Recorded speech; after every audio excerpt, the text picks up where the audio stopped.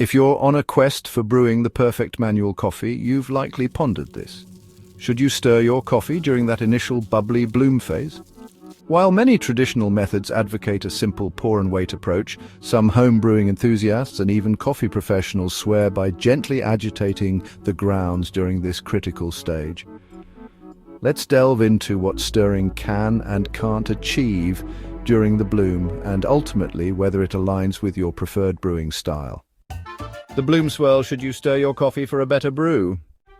The bloom phase is characterized by the rapid release of carbon dioxide gas from the freshly wetted coffee grounds. Introducing a gentle stirring motion during this time can potentially offer several benefits. Even saturation stirring can be particularly advantageous if your pouring technique isn't perfectly consistent or if your kettle has a very narrow spout, helping to ensure all the grounds are uniformly saturated with water.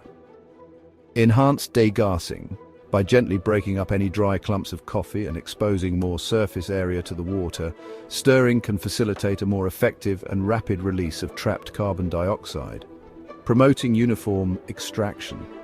A consistent and even bloom lays the groundwork for a more uniform extraction throughout the entire brewing process. Stirring during the bloom helps ensure that no pockets of dry grounds remain, which could lead to uneven extraction later on. The art of the swirl. When and how to stir. If you decide to experiment with stirring during the bloom, here are some key tips to keep in mind. Choose a gentle tool. Opt for a non-metallic utensil such as a bamboo stirrer or a wooden stick. This minimizes the risk of accidentally damaging your delicate paper filters. Gentle guidance, not aggressive whipping. Think of your stirring motion as gently guiding the coffee grounds to ensure saturation rather than vigorously whipping or agitating them. Overly aggressive stirring can potentially lead to channeling later in the brewing process. Timing is key. Initiate your stirring right after you've poured the bloom water, typically around twice the weight of your dry coffee grounds. Keep the stirring duration brief, aiming for just 3 to 5 seconds of gentle agitation. The potential downsides. When stirring might not be ideal. While stirring during the bloom can offer certain advantages, it's not a universally beneficial technique and may not be suitable for everyone. Risk of over-agitation. Excessive or prolonged stirring can potentially lead to over-extraction, particularly with lighter roasted coffees that are more susceptible to extracting quickly. Introducing a variable. Stirring introduces another variable into your brewing process.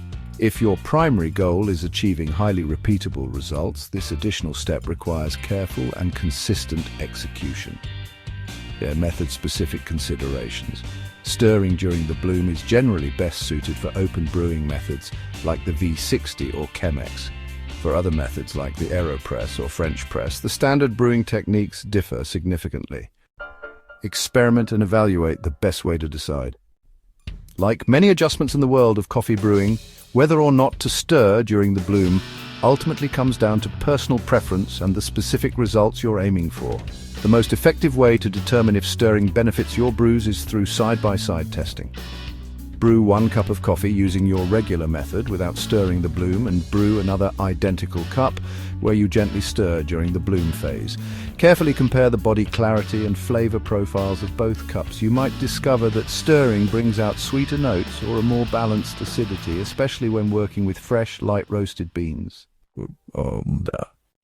Stirring during the bloom phase isn't a magical solution for all brewing woes, but when applied thoughtfully and consistently, it can indeed be a subtle yet impactful technique. If you're striving for a more even extraction and a more uniform bloom, it's a simple and accessible experiment that's well worth trying.